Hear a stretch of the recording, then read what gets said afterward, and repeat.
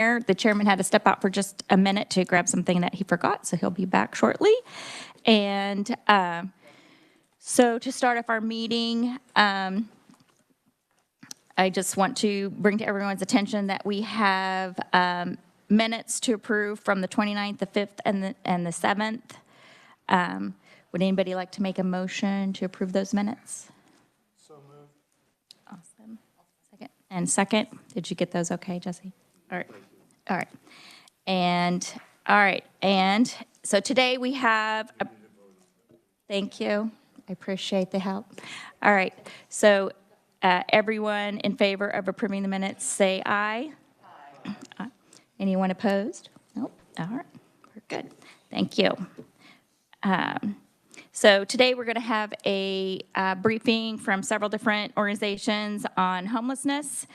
And we are going to start off today with the McPherson Housing Coalition. And I think we're going to start off with Chris Goodson. If you want to come on up and introduce yourself, welcome.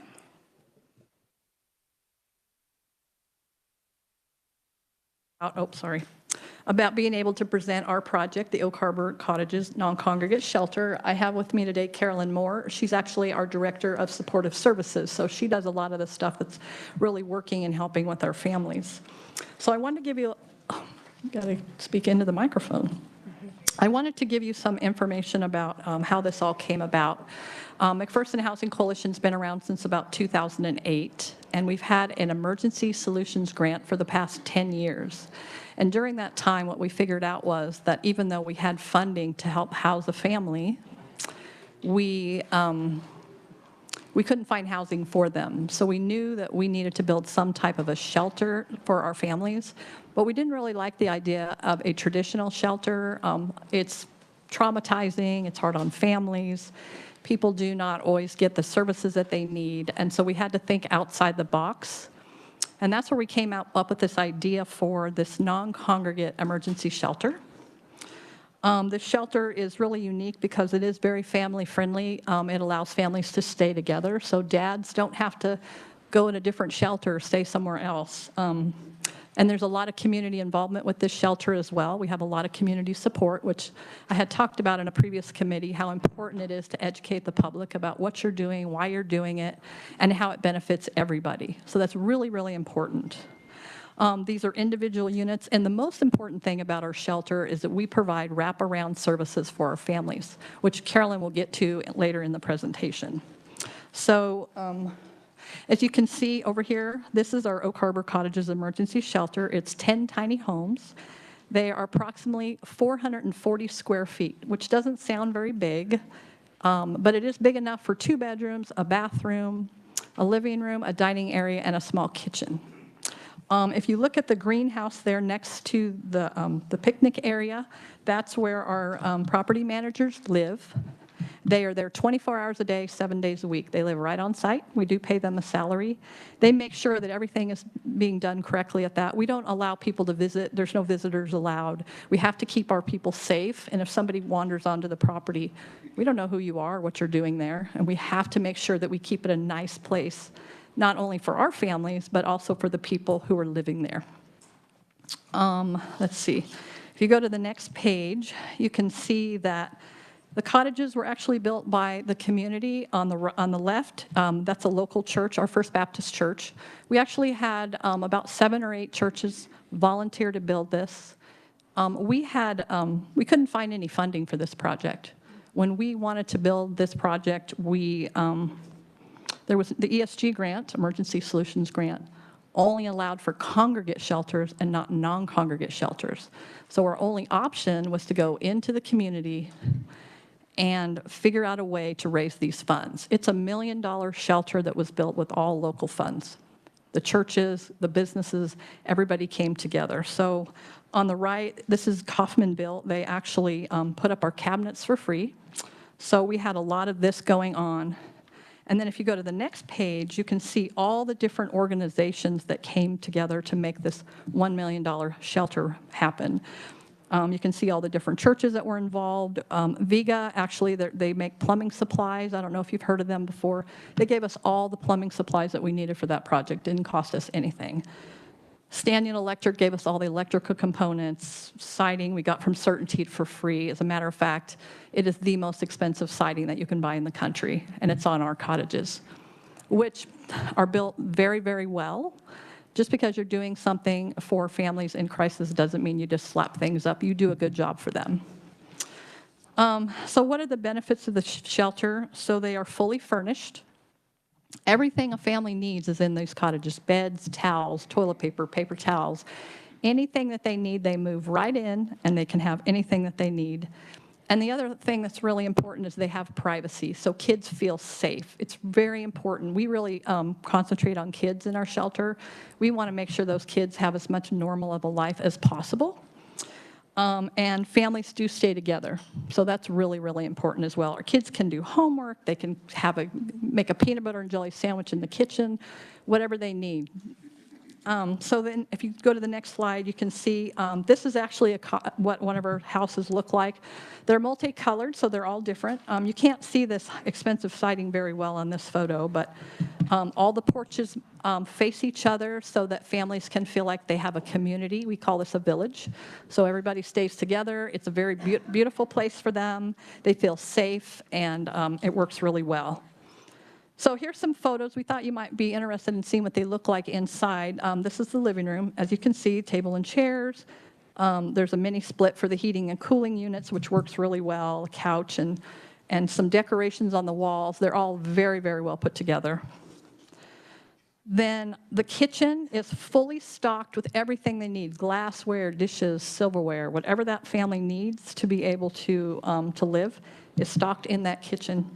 Refrigerator, stove, everything.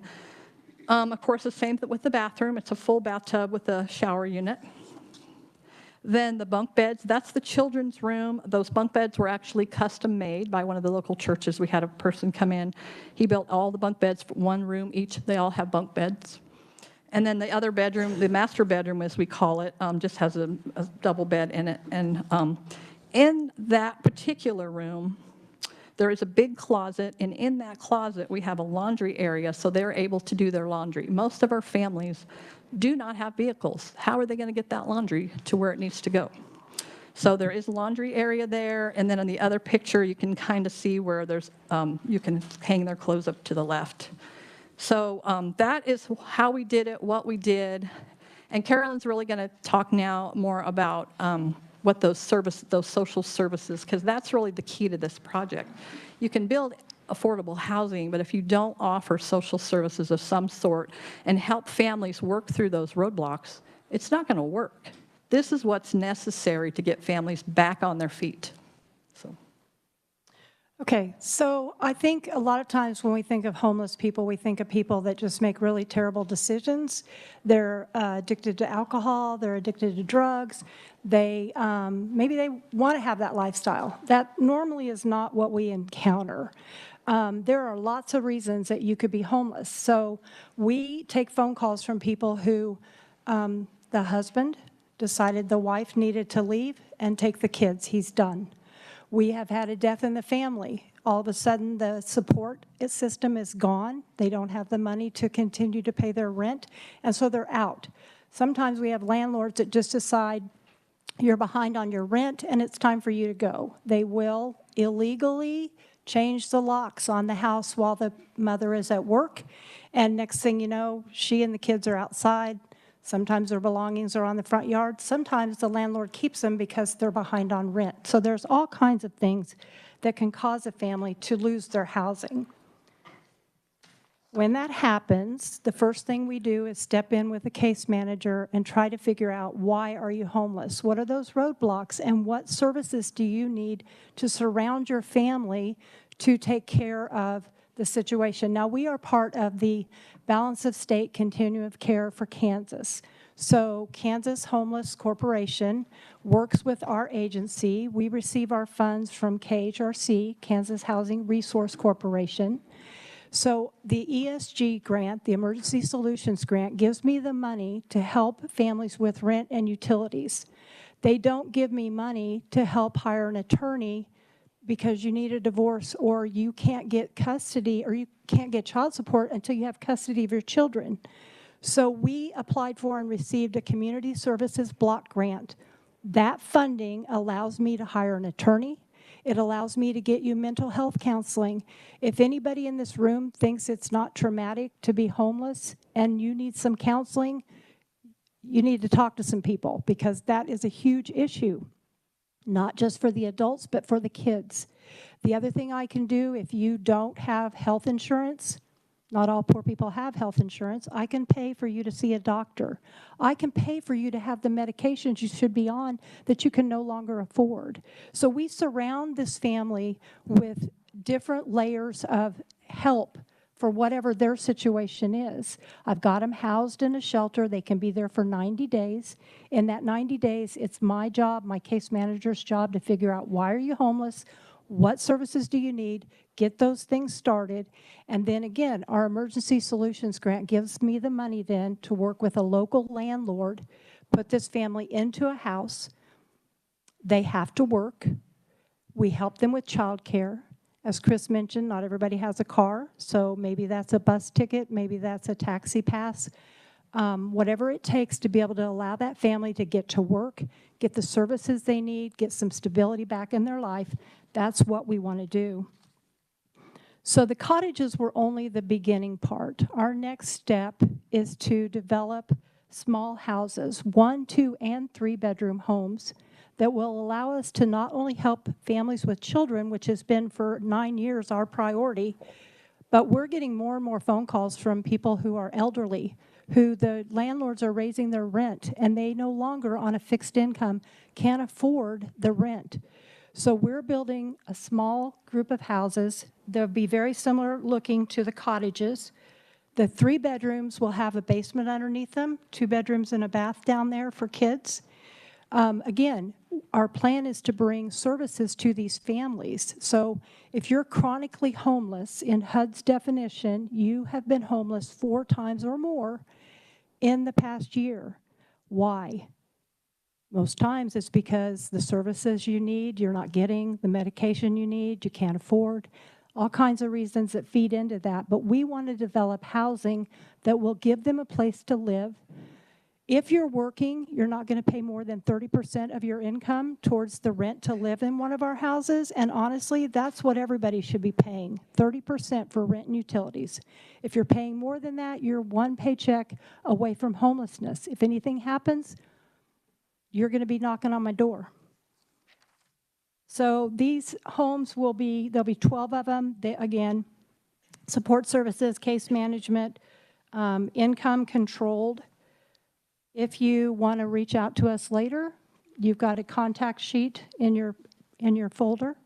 Thank you for your time together. If there's one thing I could tell you, if nothing else I said sticks with you, please understand that if you have experienced trauma, which anybody that's homeless has, there's more than just getting them housed. They have to have support services too.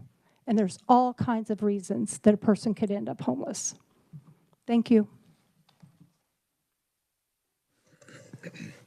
Thank you very much. If you can stand for questions, if there are any, that'd be appreciated. Representative Lewis. Thank you for your interesting presentation. I believe you said that the time that people are in these shelters is 90 days. Is that right? So what typically, or if there is typicality here, what happens after the 90 days with most of the residents? Well, it is different. We do have a 75%. Sorry, excuse me. Oh. Yeah, no, thanks. Sorry, I'm not very good at this. Okay, so we have about a 75% success rate with our families. However, there's lots of different options for them. We do have the ESG grant, so we could continue to help them with that grant for up to 2 years if that's necessary. We try not to do that. We try to get them stabilized so we don't have to do that, but that is a possibility. The project here she's talking about, the Southern End Estates, technically they will be able to move across the street to our new project. It's right across the street. And then we can continue to provide them services, and they would only pay 30% of their rent and utilities. So we have several options. We have a family right now, they're actually getting ready to move out, and we're able to stabilize and work through some issues. He got a really good job, and they don't need our help anymore. And that's what we love to hear. They don't need us anymore because they were homeless, they got kicked, it was a bad family situation, they got evicted, and we were able to help them, stabilize them. He got a great job, and now they're moving forward without our help. So that happens a lot, actually. But you have to get a family stabilized before they can get a job and be able to figure out the things that they need to do. So hopefully that answers. Okay. So this, is it non-congregant or non-congregant? It's a non-congregate shelter. So that's for families. What's McPherson been doing, if anything, for the single people that aren't in So we families? can take some senior people. We do check, we look at those much closer. But they can be. We've had some seniors in our project recently that are really struggling. Like she said earlier, we've had some seniors who their rent continued to rise and they just couldn't keep up. So they were in the cottages. We gave them services. And actually, they didn't need a lot of services. We just had to find a senior place for them to be. So we had some senior housing in the community. They just had to wait their turn to get in. And now they're fine as well. Representative Hoagland? Thank you. How many square feet did you said those cottages are? 440 square feet for 2 bedrooms, a bathroom, a kitchen. Have you ever been in a fifth wheel camper? Have you ever been in a fifth wheel camper? Probably. Okay. So, or your motor homes, you know, that you actually sit in and drive and it's like your house on wheels. They're very similar to that. Very similar. So you have to be very strategic in use of space. And so there's nothing in there that isn't needed. That's why the bunk bed's in the kids' room. And there's one dresser next to the closet in the kids' room. And then in the adult room, that's why the closet is on one side and laundry is on the other. You have to be very strategic in size. You can't put a full-size couch. It's a love seat. Tables, very small, because they're only there for a short period of time, but they have to have room to live and function. So I've worked with homeless people before, and they tend to, not all of them, but a good number of them tend to hoard items. I mean, they don't have a home, but they have this stuff. And this stuff is not going to fit in a 400 square foot. So you help them So I sort can through help all of that? with my community services block grant. I can also help with storage. We have done everything. We have had families come from where they're in their car, and believe me, by that point, they don't have anything. That's why they have to be fully furnished. But I've also worked with people who they're coming out of a situation, they've got all of their belongings, all of their own furniture, they're just now homeless.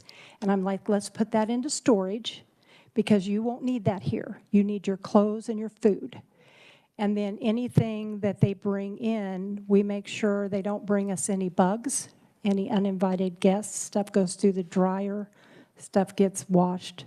Again, the reason for the on-site laundry services. Okay, because I do know that a lot of the times the things that they're hoarding are the clothes that they just can't part with, Yes. but they've been carrying around dirty for a year. Yeah. So I was just wondering what you did with all of that. Thank you. I get them storage. And cleaned. So, yeah, thanks. Representative Howell? Thank you, Chair. I was just wondering, so you talked to us about your non-congregate shelter, which is awesome. Do you have a congregate shelter at all in your community? There is one for women and children. So it's a different nonprofit that runs this, and they will allow women and children to spend the night. I think 3 days max is what they like to see. The problem with that, and everybody knew this during COVID, is when you have a congregate shelter, all of a sudden you just went from 100 beds to 30 beds because people have to have their own space. So that was why we went with the non-congregate shelter. The other thing that we find is if you have a family, so whether the man in your life is your husband or the father of the children, if he's viewed as part of the family, that family unit needs to stay together. There is nothing like that except for our facility in McPherson. The closest shelter for a man was going to be either Salina or Hutchinson. So make sure I understand. So you have nothing for single men that are homeless? Nope. Okay. And then also, could you tell me about how many homeless you have in your town or your community, and like on an average in a year or so? I am not sure what the pit count showed for McPherson, but I will tell you that most of our homeless people they're very hidden. We don't have the situation like they do in Wichita or Salina where they're sleeping on the street or right across from a public building. We have a couple of people that fit that description. Most of our folks kids are at grandma and grandpa's, sleeping on the couch. They're at somebody's house, sleeping on the couch or the floor. They will camp as it gets warmer. So I don't have those numbers right offhand. So thank you for that. So let me ask the question this way. So how many people do you serve roughly in a year at your non-congregate shelter? Well, we have had, so when we built these cottages, we built 3. And then once those 3 were finished, we started immediately using them. Then we built 3 more. And then when those 3 were done, now we're up to 6. Then we built the final 4. I have 3 of those. I just got occupancy permits on 2 of the 3. I have 1 that's still in construction mode on the inside, meaning trim is going down, doors are going up. So I've been operating with 7, take away my property managers for 1 of those. I've been operating then with 6 units for 2 years, and we've had 30 families that have come in there, or individuals. Like Chris said, we had 2 senior folks that came to us. They were like on the street tonight, and we talked with them and got them in a cottage so they didn't have to be, wintertime and homeless. All right, thank you. And could you just remind me, do you know what the population of McPherson is? 13,000. Okay, thank you. Representative Meyer. Thank you, Mr. Chair. Thank you for being here today. So I heard you say that you all help pay for the medical care of some of the folks who are staying in there. Do you have a ballpark estimate of about approximately how much you all? Well, I want to say that our community service block grant, we got $25,000. So between attorney fees, which is probably going to be about half of that, the rest would be on dental and medical. Okay. And that seems like quite a bit of money. Do you know about how many folks you served with that additional 13? Well, I haven't used it all yet. Oh, okay. But I would say out of the 30 families that we have had in those cottages, I've sent at least a dozen of the family units to either a dentist or a doctor. So maybe it was a child, maybe it was the parents, but there's been about a dozen of those families that have needed to utilize that service. That was going to be my next question, because typically children who are lower income are eligible for CHIP or S-CHIP. So are these children who, for one reason or another, are not eligible for that? Mm-hmm. Yeah. Okay. But for the adults, though, so you help stabilize their medical conditions and everything like that. Yeah, if you're supposed to be on medicine and you're not taking it for some reason, I don't really care why you're supposed to be on it. I care that it was diagnosed that you be on it, and let's get you back on it. There's a reason, yeah. So I imagine you probably know where I'm going with this, but do you believe that Medicaid expansion would help you with that cost? Yes. Okay, thank you.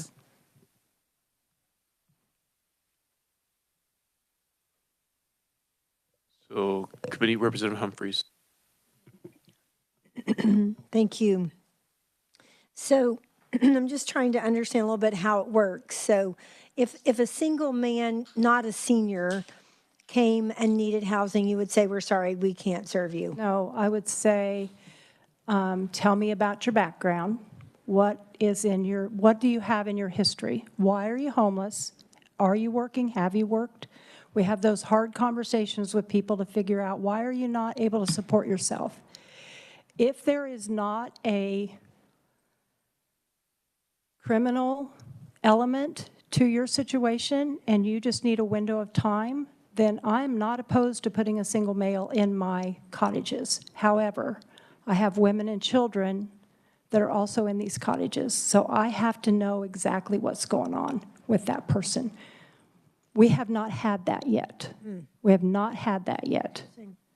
And so the families who are there, do they, I mean, I'm looking at your diagrams and, you know, there's some landscaping around the houses. I mean, do they help, you know, what are your requirements for them as far as just upkeep, but then also requirements that they must accept those wraparound services, that they have to cooperate with you in receiving services? So the goal is, and the question is, how do you plan to take care of yourself and support yourself once my program no longer can do that? Like, I'm limited on how long I can help people in my program. So I need to know that you are willing to work. And if you're not planning on working, what is your goal? How will you support yourself? So we just try to ask those hard questions and kind of direct them towards a stability plan, whatever that looks like, whether that's getting a job. And a lot of times, like Chris said, most of the time, the folks that come to us, maybe they're not working when they come to us, but by the time they leave our cottages, they're working someplace. And I do want to add one more thing. So we don't work with people with drugs and alcohol problems. However, we have places in our community where they have sober living. So we do a lot of referrals for families that we feel like are beyond our scope. I mean, we just don't toss them aside. We say, hey, there's some programs here. Let's make that phone call. Let's connect you with that program. I know in Newton, they have a place for people that are their clients who need supportive housing. And so we look at that program. So we have other programs around. If we can't help them, we're going to help them find a place where they can go. And then once they've gone through that program and they're ready to get back into safe living and maybe they want to reintegrate with their children, we've had a number of families be able to do that. Then we provide them housing. We continue to help them work towards stability. And do you have a waiting list right now? Mm-hmm. Yep. Okay, and then my last just comment is, it's super impressive you don't use any state or federal funds. I mean, I'm just Build them, we didn't. Yeah. I'm sorry. To build them, we did not use. But you have other, I mean, I'm assuming there's other, well, benefits that your residents are getting that would be. So our Emergency Solutions Grant gives us some money to run the shelter. It did not give us the money to build it. And then the Community Service Block Grant gives me money for the supportive services. And that's state or federal money, those two different ones that you mentioned? Comes to us through KHRC, Kansas Housing Resource Corporation. So HUD to KHRC to the different agencies that do our work. Okay, thank you. Yeah. Thank you. And I would just like to say, back to your first question about the single men. So we've been around since 2008 doing the work that we're doing. And we've always, because the funds were so limited and we didn't have this shelter, we really focused on parents with children that are now experiencing homelessness. That was our primary goal. It's only because we built these cottages that now we're able to help those seniors, help couples, help the single individual in our community, and that word just hasn't gotten out yet. I mean, it's starting to spread, but we really have always focused on people with kids, and so when the other agencies and churches and different people in McPherson think about the Housing Coalition and whether or not we could help your family and your situation, if you don't have children, they would maybe call to ask us where we knew they could get housing, but it wasn't for our services. That's just now changing.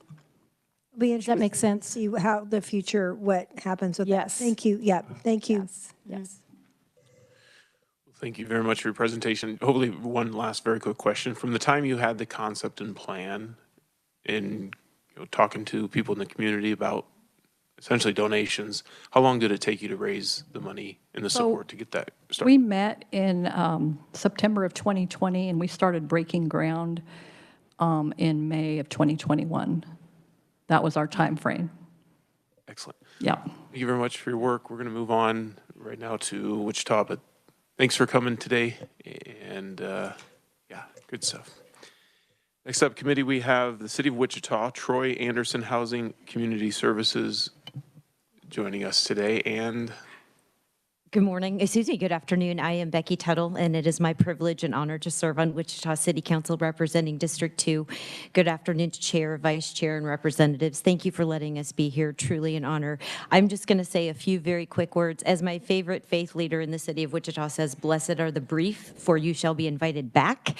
So my job today is just to build up a little bit of the foundation.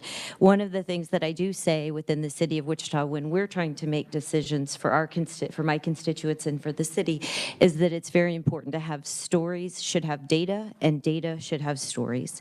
So one of the things that I'd just like to mention to you is a little bit of data about our emergency winter shelter. You can see it up here on the screen. We've had our emergency winter shelter from November of 2023 until it's going to close on March 31st of this year, so just in a couple of weeks. But the data from so far up until March 6th was that we had just over 1,000 unduplicated individuals receiving our congregate emergency shelter. One of the things that I'd like to point out that's very important to me is if you look at the ages, you see that there's quite a few people who are under 25 years old. That's very young and very vulnerable. You also see that there's a very large number of people who are over 60. Again, very vulnerable people in our community who need assistance. Another thing I'd like to point out is when you look at the gender is to look at the number of women in our community in Wichita who have utilized our emergency winter shelter so far. And then finally, on the very far right side, if you look at the number of people, and sometimes we have the misconception that people go into our sheltering and they stay there for a very long time.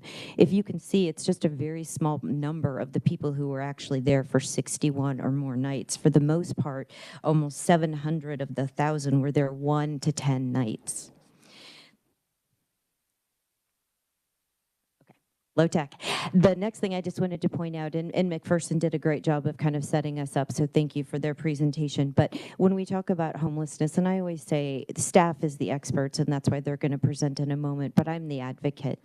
And I've taken a lot of time and learned a lot about this, but there isn't a one-size-fits-all for homelessness. There's really 4 different basic types of homelessness, and not just in Wichita, but also across the state and the nation. And one is transitional homelessness, and was mentioned by McPherson, maybe someone who's in an abusive relationship or was either asked to leave or had to leave. They don't have any resources, they don't have an ability, anybody else that they can go to, and they just need some assistance until they can get services to help them. The next is episodic homelessness, and this is where maybe people lose their job and they're in between jobs, or maybe they are struggling with mental health and substance abuse issues, and they just need to get some more support. So they're not in what most people would consider to be the next category, which is chronic homelessness. These are people who have been homeless for many months, sometimes many years. Oftentimes it's due to mental health and substance abuse. These can also be our most vulnerable. They can be our veterans. They can be our aged. They can be our community members who have fled from domestic violence, human trafficking, child abuse. And then finally, we have our hidden homeless. And I often say to our director of housing who is with us today, these are the ones that I worry about the most. These are the ones that we don't see in our shelters and we don't see on our streets because they're couch surfing, they're living in their cars, and every day is a different experience for them. So for these, I also worry greatly. The last thing I'd like to do before I turn it over to the expert, we have established a homelessness task force within the city of Wichita. We also have a mental health and substance abuse coalition that I serve on the board. On our homelessness task force, we have members of our community who have been unhoused and homeless. And I just want to take a point of privilege and just read a very quick story. And he actually wrote this and sent it to us. Kent is a member of our homelessness task force. And he says, I was homeless and helpless. I could not imagine living or dying. My life had been reduced to just survival on the streets. When the opportunity came for a temporary shelter, I jumped at the chance. Once I had a roof and a bed, I could begin to access the services and opportunities so desperately needed, such as addiction recovery, employment, and counseling. Had it not been for the possibility to get off the streets and begin a new life, a contributing member of our society, instilling hope in those who are mired in a seamless, futile existence, all because people cared enough to find me a bed. I am truly a walking miracle, working every day to pay it forward to the next lost soul. I'd like to turn it over to Troy Anderson. He's our Assistant City Manager. Thank you for your time. Thank you, Councilmember Tuttle, Honorable Chair, members of the committee, thank you so much. So I'm going to build upon Councilmember Tuttle's data a little bit, right, and tell the story about how we have arrived at where we are today. I lost the presentation. Okay, so, the plight of homelessness is real. You've heard the testimony, you've seen the numbers, right? Over the last several years, we've actually done a deep dive into trying to figure out how to respond to this, right? So a couple years ago, in response to an allocation from the federal government for Home Art funds, we identified and we hired a partner to develop an allocation plan. That allocation plan identified at its fundamental level a lack of infrastructure in the community. And so that's the impetus for us standing here in front of you all today, right, is to talk about the opportunity for a one-time construction of infrastructure. We talk about infrastructure, we're talking about facilities, right? That allocation plan, and when we're talking about facilities, combines not only navigation center and non-congregate shelter, but also congregate shelter and affordable housing units. So over the course of the last 2 years, in consultation with not only national representatives, but also local and community stakeholders, we have identified what we believe balancing the resources that are available, the lack of infrastructure that we're trying to respond to here. Congregate shelter space in approximately 50 to 100 beds, non-congregate shelter space, 50 to 100 beds, and then roughly 260 housing units. I'll get into more detail on that here in just a second, but we have identified very specific needs in our community. So the models that we have also gleaned from, right, are, you've probably heard of Haven for Hope, where you have this space that responds to all of those needs, navigation center, congregate, non-congregate space, and housing. We've also worked really closely with Julia Orlando and Bergen County, New Jersey. The goal is to try to get to functional net zero. That means more folks coming out of homelessness than there are that are going into homelessness. The reality is there will always be folks, you've heard the testimony, right, that are experiencing life circumstances and life situations. There will always be an element of homelessness that exists. Our goal is to try to reduce that and to provide those individuals with the wraparound services. That's going to be a term you're going to hear a lot about, right? And we'll touch on a little bit what wraparound services might look like. It's going to be different for everybody, right? But our goal is to achieve sort of functional net zero, more folks coming out of homelessness that are going in.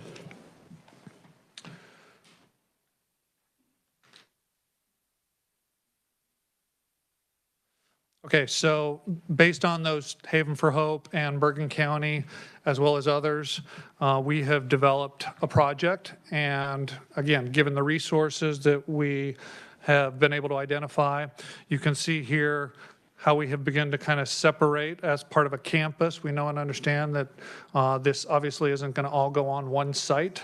There's a lot of this through efficiencies in operations and maintenance that a lot of the space will be located on one campus, but obviously all of this can't go on one campus.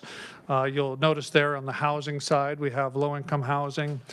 That bridges also into congregate, non-congregate space. We have support services.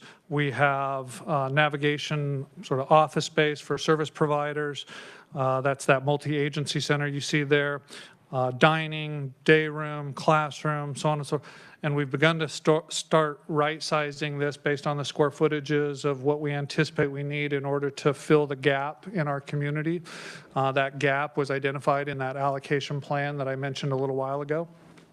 So one project that we have identified is this is a former hospital in our community. This is Riverside Hospital, also known as West River Plaza. I might refer to both of those terms, but it's the same campus, it's the same site.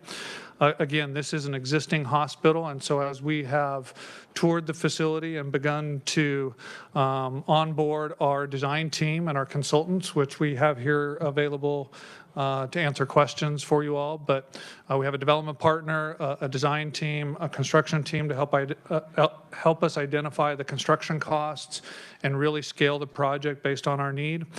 The idea is to convert possibly this hospital into this multi-agency center, providing congregate, non-congregate, and housing, as well as building additional housing to satisfy that need.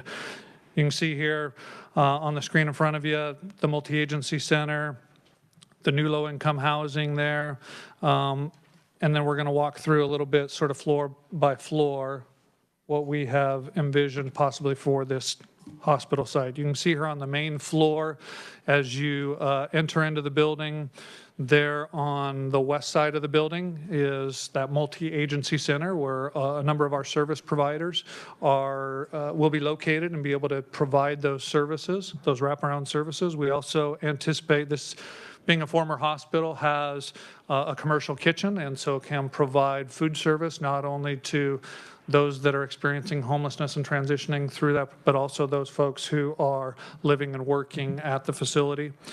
You'll see there in blue, this is the congregate shelter space. Again, approximately 50 to 100 beds, about 12,000 square feet. The next floor, the second level, we anticipate will be non-congregate shelter, about just under 25,000 square feet. Again, providing a number of 50 to 100 beds for non-congregate shelter space.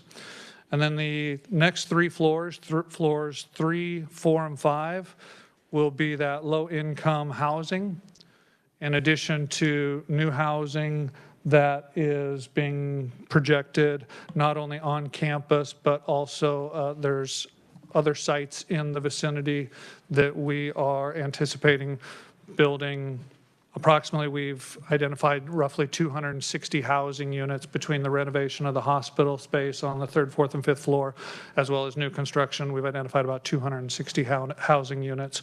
We have an application in for low-income housing tax credits currently that is being reviewed, and we are looking forward to being able to respond to not just the congregate and non-congregate shelter space, but also adding housing units to our community inventory.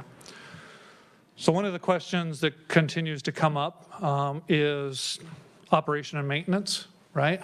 How do we assure that this is just a one-time infrastructure ask, right? And this is where we begin to kind of separate the conversation between what we as the city are trying to accomplish in building the infrastructure, but then partnering with the community and community stakeholders, the nonprofit, the faith-based sector, even corporate, right?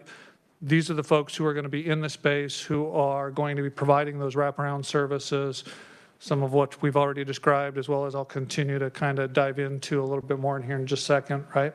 Our goal and objective is purely to sort of build the space. In order to do that, though, we do have to partner with our community stakeholders. We've had ongoing conversations for the last 2 years now. You heard Councilmember Tuttle reference the Homelessness Task Force, the Mental Health Substance Abuse Coalition, just to scratch the surface, right? We'll bring those folks in and help them fill the space the way they need it in order to provide those essential services. So the organizational structure that we're talking about right now, again, not the city operating this multi-agency center, right? Most likely it's not going to be an existing service provider. What we're looking at right now is standing up a new 501c with an organizational structure that is representative of those service providers who are the industry experts in their fields to begin to identify what the space allocation and what the day-to-day operations will look like. With that being said, though, there is commitment from the city, from the county, as well as the way this is structured. The intent is that it is deliberately designed to reinvest the proceeds, particularly from housing, directly back into supporting the multi-agency center operation. Again, in conjunction with budget commitments from the city and county, we'll continue to help support the funding of the operations, but again, our intent is not to operate or maintain, which is why we're beginning to separate the conversation of why this is a one-time ask for capital infrastructure and not ongoing operations and maintenance. So some of the other questions that have been brought up is enforcement of camping ordinances. So I'm not going to dive into the Ninth Circuit Court opinions. We're actually really looking forward to the Supreme Court's picked up that interpretation or that opinion. And I think nationwide we'll begin to see clarity on enforcement of camping, loitering, all of those types of activity. I can tell you, though, the city is very serious about enforcing our codes and ordinances. We have a public camping ordinance. We have a camping in public park and public property ordinance. We have a panhandling, harassing, aggressive conduct, trespassing, damage to property, loitering, sidewalk violations, drinking in public, public urination, and defecation. We are working diligently to the greatest extent possible to try to enforce these codes and ordinances. Something that we want to try to provide scale and scope to this, right? Last year, we spent over $350,000 in encampment cleanup, right? We are working diligently. This year, we're on pace to spend nearly $500,000 just trying to clean up these encampments. That's not sustainable, right? We need to get out ahead of this, and we need to do a better job of enforcing the codes and ordinances. But one of the biggest challenges associated is the lack of infrastructure, right? Which comes full circle back to why we're standing here in front of you all today. So once this is complete, and this is not new, right? This is kind of the ongoing model that we've seen with Haven for Hope and others, right? Is this is not a long-term stay, right? That some are going to be longer than others, right? There's no one solution for homelessness. So the idea is that those folks that are entering the MAC or the multi-agency center will receive the wraparound services that they are needing. You can see here at the top of the slide, the multi-agency services. You can see they're vast, right? I can touch on a couple of them here, right? Aging, disability, driver's license ID, legal services, food, homelessness prevention, laundry, law enforcement, storage, veterinary services, and the list goes on, right? So as these folks enter the MAC, continuing to provide them with those wraparound services. Initially, it might be shelter services, then 24/7 congregate shelter or non-congregate shelter, depending on the need. You've heard a difference between single males versus families, and then ultimately try to transition those folks into permanent supportive housing or rapid rehousing, then into housing choice voucher, affordable housing units, but ultimately reintroducing these folks back into the market, into contributing members of society. So again, I want to thank you all for an opportunity to come up here and tell you a little bit more about the efforts that we've undertaken in our community. We will do something. We are working towards this plan and this program. Obviously, help from the state will be greatly appreciated and will go a long way to helping scale our ability to respond to the plight of homelessness in our community. But I can tell you, we are going to do something. We are working diligently day after day with our community partners and our stakeholders. We are going to try and respond to this problem, and we are going to try to achieve functional net zero. Thank you. I'll stand for questions. Thanks, Troy. We'll go straight to questions. Representative Pickert. Thank you, Mr. Chair. Thank you, Troy, for your presentation. My question is, if the MAC was located at Riverside Hospital, what kind of dollar amount are we talking to get that ready to go? Sure. So as the largest city in the state and the largest concentration of homelessness in our community, we've been very diligent. Again, we've talked about our development partner and the design team and the construction team. We've identified an $80 million project. Of that $80 million project, the current gap is about $20 million, just under $20 million. So of the $40 million grant program that is identified in the bill, we would have every intent to apply for $20 million of that grant program. The other reason why is because with the one-to-one match, we have $20 million that we have already identified as our local match. And so unlike maybe other communities across the state, I think we're best positioned, number one, to implement that $20 million, as well as provide the local match and continue to satisfy the other requirements in the bill. At this point in time, the gap that we're looking at is $20 million. One more question. So what's the buy-in of the local businesses? Are they supporting this financially? And That's a great question. So we continue to engage corporate and philanthropic partners, right? As the project comes to fruition, right, of identifying a project, then we have had the conversations with those folks that they'll be able to contribute to the project. If for whatever reason we're unable to receive any dollars from the state and that $80 million project becomes a $60 million project, that contribution might look differently. So it's kind of a chicken or the egg, right, of being able to showcase a project of this is what we're trying to achieve and getting that corporate and philanthropic contribution.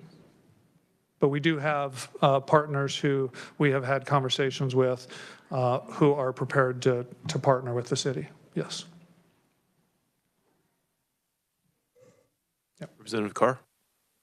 Thank you, Mr. Chair, and thank you, Troy, for this presentation. Understanding that there's probably no community that that wants something like this next door.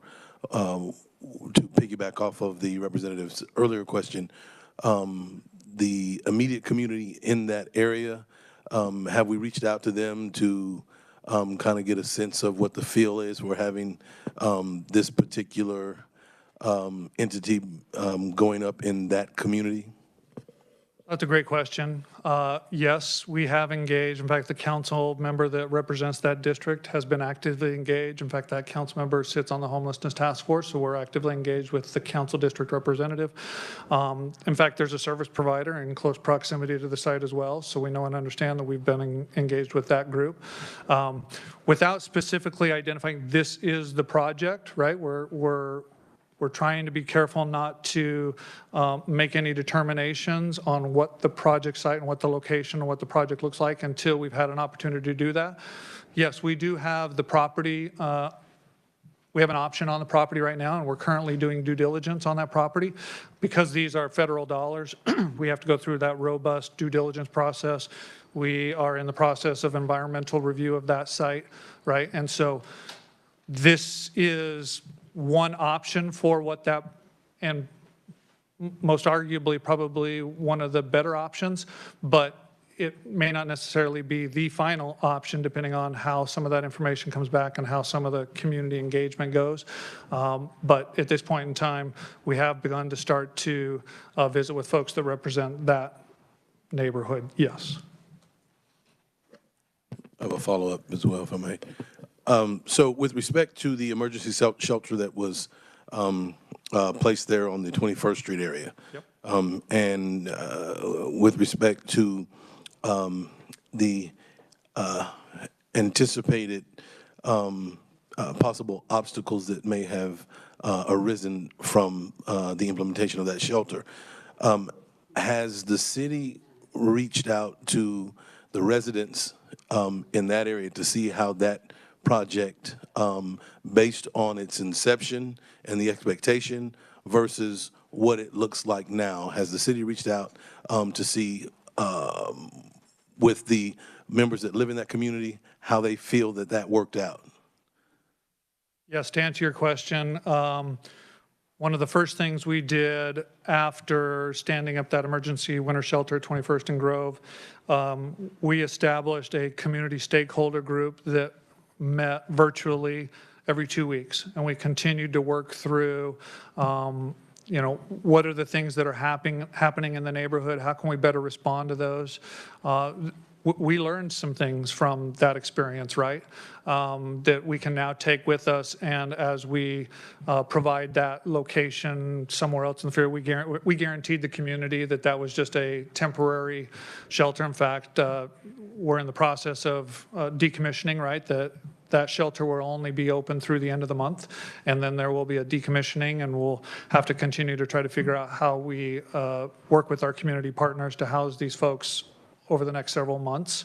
But yes, we have been engaged with community and community stakeholders the entire time. We're meeting sort of every 2 weeks and continuing to get feedback from that group on the issues and the challenges and how we're responding to them. Yes. It's fantastic. That way we can use that data that we collected in that particular site as we move forward for this project at whatever site you choose. Thank you. Representative Pickert. Thank you, Mr. Chair.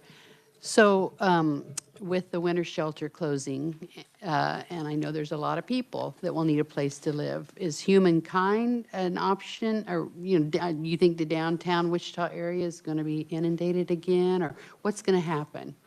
So that's a great question, right? Which Terrible question. it comes full circle back to the lack of infrastructure, right? Yes, we're going to have to continue to try and rely on and support our service providers. Humankind is one organization that provides shelter space. There are others, right? And so we'll have to work closely with those service providers to try and help them house these individuals, particularly over the summer months. We talk about, winter's one thing, right? And the extreme colds of winter.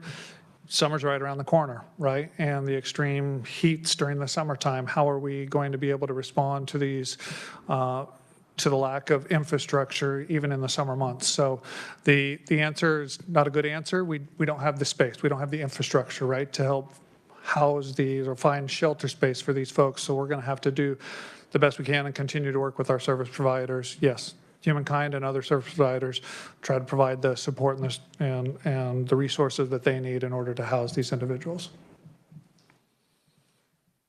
I have 3 questions here. Representative Droege, and then Meyer, and then Lewis. Representative Droege.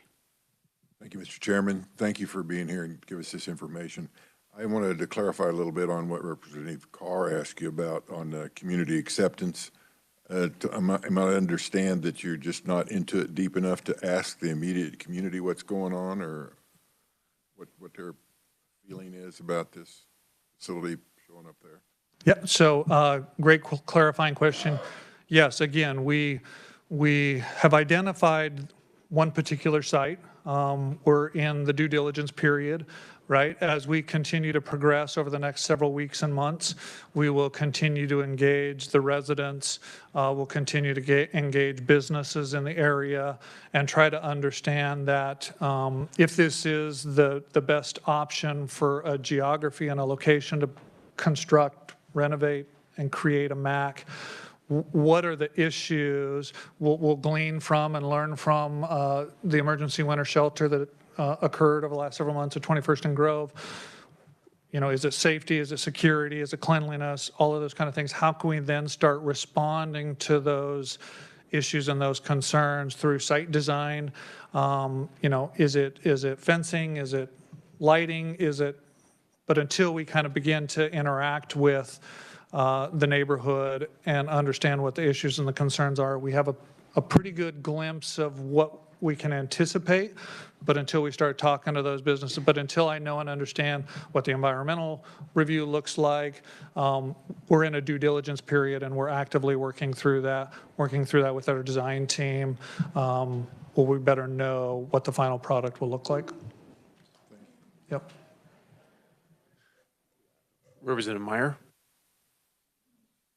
Thank you, Mr. Chair. Okay, 2 questions. and you may have, or a representative from Wichita may have answered this in one of our many hearings on homelessness, so forgive me. But can you tell me what your current congregate, non-congregate bed counts are in the Wichita Metro? Do you have any idea? So that's a good question. I don't, again, the city itself, right, not necessarily providing this space outside of the emergency winter shelter. I'd have to get back with you on what our community partners have available. We have a number of community partners that have various bed space, and we'd be more than happy to provide that information. That would be great. It's Yep. just been a minute, and I could check my own stuff too. Just Sure. if we have that. And then my other question was going to be, so I noticed that you have new low-income housing, and it's going to be kind of apartment style. There's studios and one-bedrooms. It looked like there's about 3 two-bedroom units, but I could have seen that wrong. It's very small print. But my question for you would be, how much are each of those units going to cost the occupants to move in, and what kind of other assistance do they have? So those will be based on not area median income, but the federal government establishes what that rate structure is based on their percentage to area median income. So if it's a 60% or an 80%, it's going to vary depending on the family and the size and the income. Yes. So it'll vary. It's hard to specifically say what the rents will be because it's all based on income associated with the individual and the family. So is it similar to kind of what McPherson was talking about with the 30%? Correct. There might be an individual or family that has a 30% AMI, area median income, right? And there might be another individual or family who has a 60% area median income, and so the rents are adjusted based on that information. Okay. Yep. And do the folks who move into the low-income housing, do they have access to similar programming and resources as the folks in the congregate and non-congregate shelter? Yeah, that's the beauty of this sort of campus setting, right? That these programs and services are not just available to individuals who are experiencing homelessness, but these are also programs and services that are available to folks who are in low-income housing. Okay, and I know I said one more question, but are you going to have any medical services or anything like that available on site? That's the intent, yes, right? And then, so that's one of the wraparound services that you saw in that flow chart. That's just one of many, but yes, we are having conversations with a number of our healthcare providers to try to make sure that there's a component of healthcare services incorporated in the multi-agency center. So the plan is to work with a local hospital or area community clinic or something? Yes. Like that, and same with mental health as well? Yes. Awesome, thank you. Yep. Representative Lewis? Thank you, Mr. Chair. So I'm not from Wichita, so some of these questions may be a little basic, but if I'm understanding currently, you have a number of community services that provide different types of shelters to homelessness. Is that accurate? Yes, there are some local service providers that are in the business of providing shelter space, yes. In the city, it had the emergency winter shelter, but as we speak now, when that's over, the city, until this gets developed, will not have any shelter space. Is that? That's correct, yes. Okay. And so, if I might just continue, thank you. So I understand that your idea is to move to what I'll call a campus idea with all the services present and people moving from one gradation to the next. Is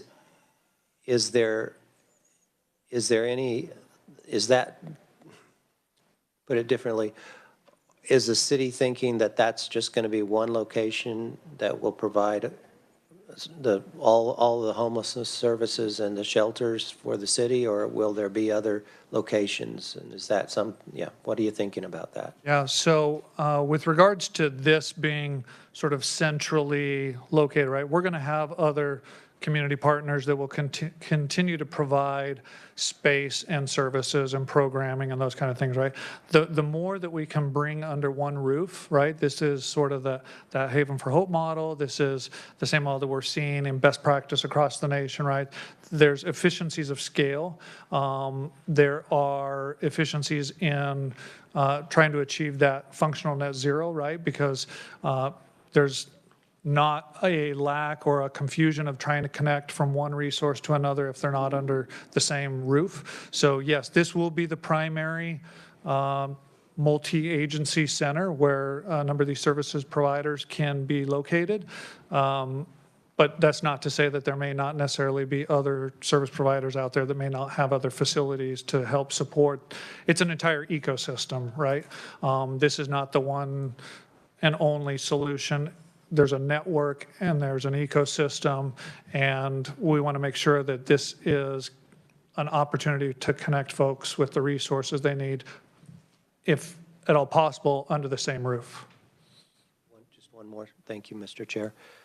I understand from the news reports that there's discussion at the Wichita School, Sedgwick County School Board to close elementary and/or middle schools, and has there been discussion of the city buying those from the school district and using them for some sort of homelessness help? So, great question. Yes, we actually have had some internal discussions, at least, about what that would look like. So, we were not made aware that that was an opportunity, if you even kind of go back 6 months ago, right? And so we are trying to understand what the implications of that are. As we identify those sites, one of the things that we want to be mindful are what's the neighborhood look like around it? A lot of these elementary schools are in residential neighborhoods, right? And so what would be the implications of that, number one? Number two, would these facilities, existing elementaries, would these facilities be large enough to kind of support what it is that we're trying to achieve and that gap analysis that we're trying to fill, right? Will there be enough space to have NAV center and congregate and non-congregate shelf? We're looking at some of those, so not to rule those out. But at this point in time, we've identified a couple of opportunities over the last several years, and we continue to advance those discussions at this time. One more, and this is actually a colleague. A colleague asked me to ask this, so I'm asking it for someone else.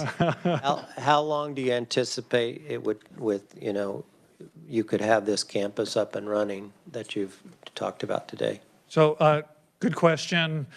This particular site, right, because it's an existing building that could be renovated sort of fairly quickly, if all goes well, we have reason to believe that if this is the chosen location, that we could have at least shelter space and some navigation space available before next winter. So, which is ideal because at this point in time, we don't have an alternative solution for an emergency winter shelter next year, which is why this site has been very attractive. Thank you very much. Thank you, Chair. So maybe Representative Miller, then Carr, then Humphreys, and then just quick side note, I guess Megan Foreman from Johnson County, we appreciate your patience. I know you're joining us via WebEx, but if you allow just a few more minutes, we will definitely give you some time here pretty quickly. But I do think it's important it's a great opportunity. We appreciate you coming. This is very interesting, and there's a lot of background that I know goes into it. So there's good reason for all the questions. Thank you. So I want to make sure we have time. This may be out of your, thank you for your presentation. This may be out of your wheelhouse, but you seem to have a police force that has it's called Homeless Outreach, HOT. And can you briefly go into what they are trained to do? It seems like their last resort is incarceration. They try to find people a place to stay and all that. Yeah, so we're really proud of our HOT, Homelessness Outreach team, our HOT team, right?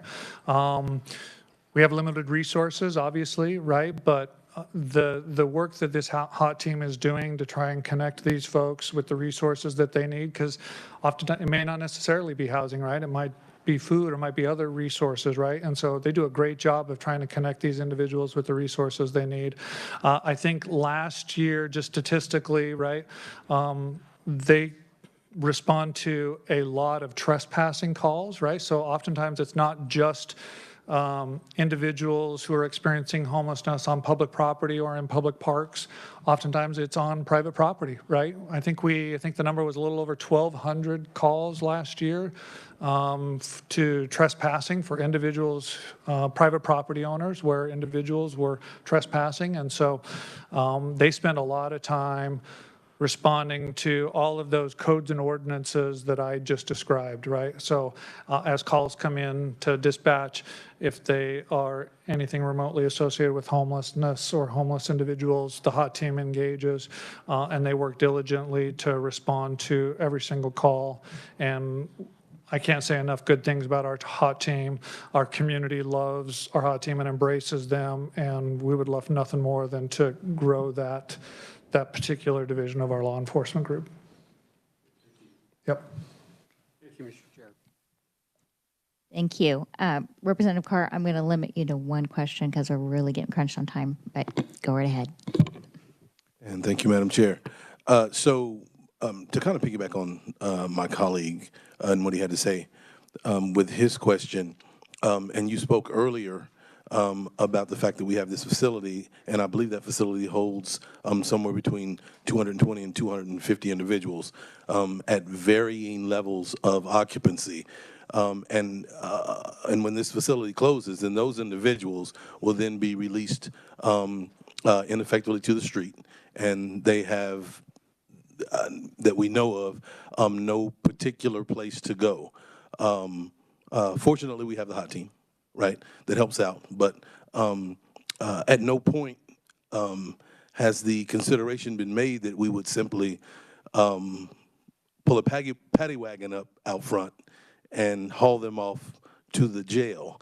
Even though you spoke extensively about how much we enforce the ordinances, and I just want to make that clear to my colleagues on this committee that even though we enforce those ordinances, by no means, when someone has no place to go, the answer is just almost never. We simply corral them up and haul them off to jail.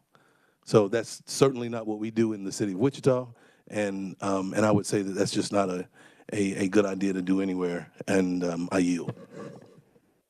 Representative Humphreys. Thank you so much.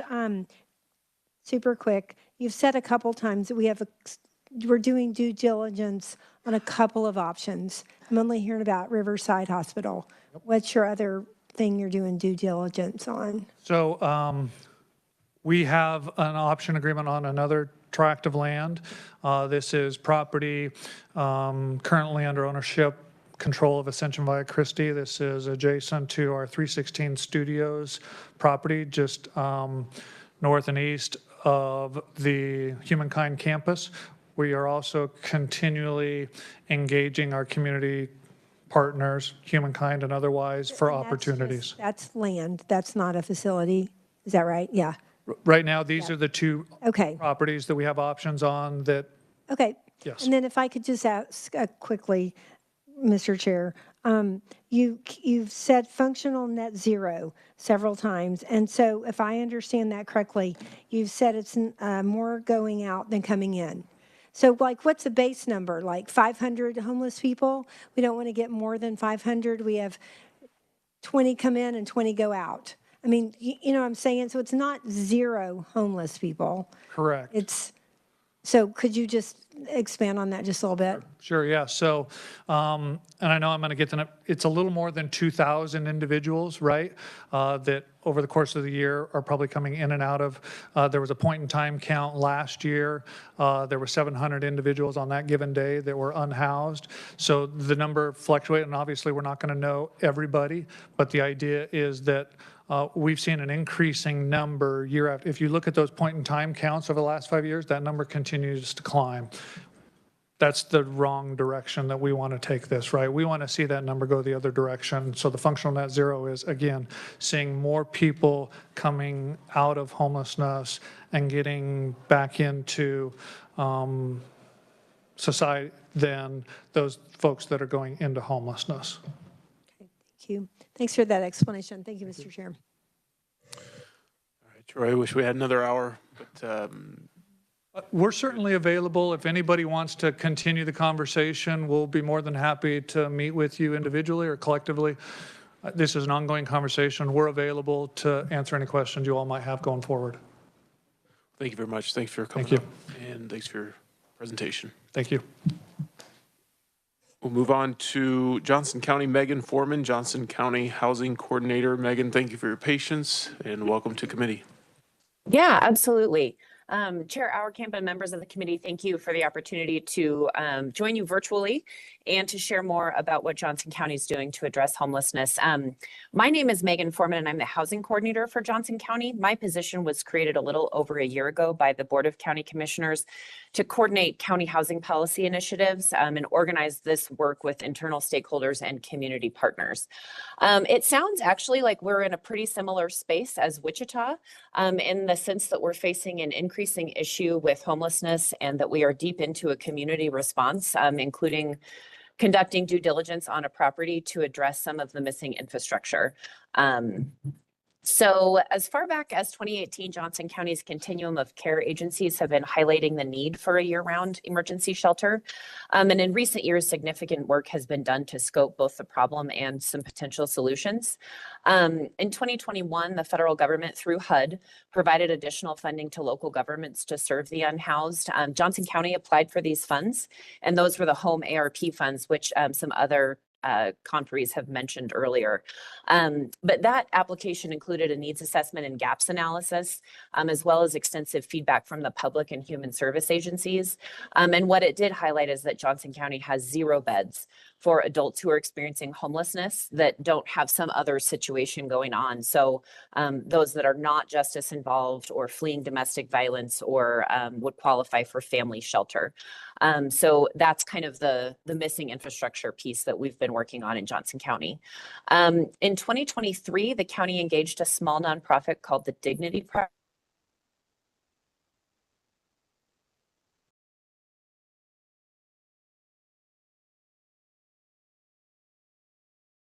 So Megan, if you can hear this, we lost you, and we're going to try to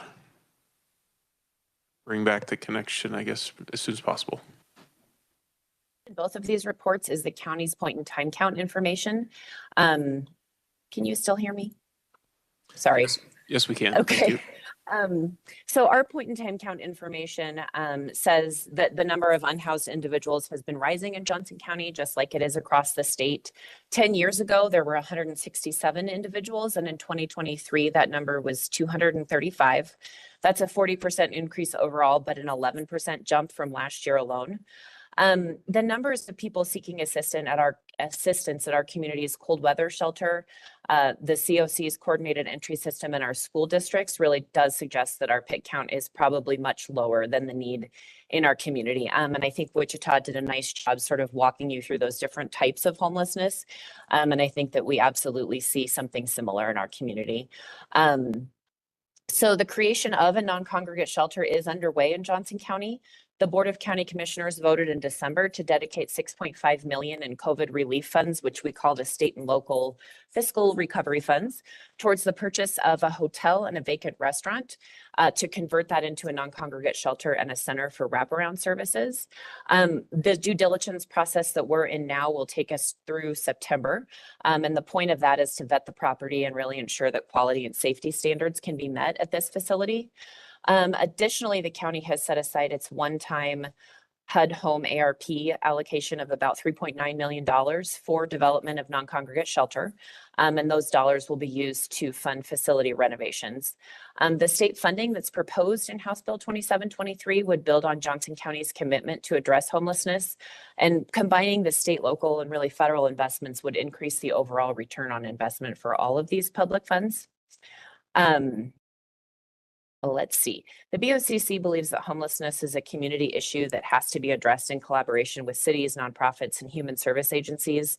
And we are really working to continue to increase that collaboration around our community. So also sort of similar to what Wichita is thinking, the county doesn't intend to own or operate the facility after we purchase it. We've got an RFP process underway now to identify an agency who can provide those 24/7 client services, take ownership of the building, and then, you know, coordinate all of the wraparound services that we anticipate will come in.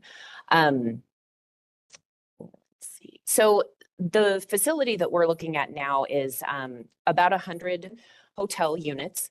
And so we've got about 50 that we think we'll use for non-congregate shelter, leaving the other about 50 open for this operating agency to either use as transitional or permanently affordable housing units. The final plans will be up to this RFP winner.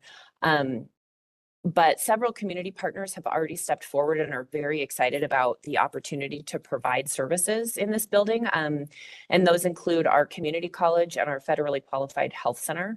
And we continue to have meetings with other partners who are eager to come in. State flexibility to address these local needs with the proposed grant dollars would allow us potentially to even restructure our HUD Home ARP funding. That money has a lot of different requirements attached, and if we could repurpose that because we had other funding to help with infrastructure, we could potentially strengthen other parts of the continuum. Our testimony came with a housing continuum graphic. It's kind of the mountains that go up and down, and think about different types of housing that need to be available for our county residents. So we don't have any permanent supportive housing in our community, and we're lacking about 7,700 affordable units for our lowest income residents. So this HUD funding could be repurposed to either create affordable housing units or to use for rental assistance, really to strengthen essentially the back door out of that non-congregate shelter. So really ensuring that the folks who come into shelter are able to stabilize, make use of the wraparound services, and then exit into a safe and stable housing condition. I did want to touch on, I believe that this committee has had some extensive testimony from KDADs, and I did want to thank the state for a related investment in Johnson County. Our county mental health center recently received a startup grant from KDADs to support an expansion of the homeless outreach team. There are 6 new staff people who will join that team and provide critical services like prevention and street outreach, connection to mainstream resources, therapy and medication assistance, and case management for our unsheltered residents. Once the building is open, they can work with clients at the Homeless Services Center, but the expansion of this team was really needed irregardless of the opening of this non-congregate shelter. So the ongoing support from KDADs will come through the Certified Community-Based Health Clinic, CCBHC program. And it's really a nice demonstration of how local jurisdictions are layering these KDADS programs for maximum impact. So thank you very much for the opportunity to highlight the work that we're doing. And I am happy to stand for questions. Thank you for your presentation, committee. Any questions for Representative Meyer? Thank you, Mr. Chair. So you mentioned that this is pretty similar to what Wichita's got going on or planned, and I've spoken with a few of the county commissioners about this as well. Is it the idea that you would have medical, mental health, like food assistance, DCF personnel, things like that, very similar to the campus idea that Wichita has? And in addition to that, would there be a congregate shelter at this location as well? There are no plans to include a congregate shelter as part of this. We're still sort of working on the facility footprint, so it's possible that there would be some sort of overflow space, but the intention really is for a non-congregate shelter so that people can come in and intend to stay for a little bit longer than they might at a cold weather shelter where they're just there for a couple of nights. and to really make use of the wraparound services. So yes, I think there's no shortage of services and really excellent community providers who are willing and able to come into the space.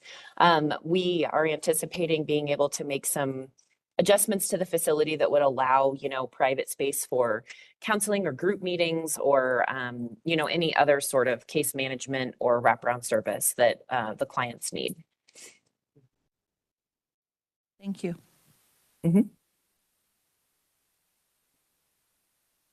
Any further questions? All right.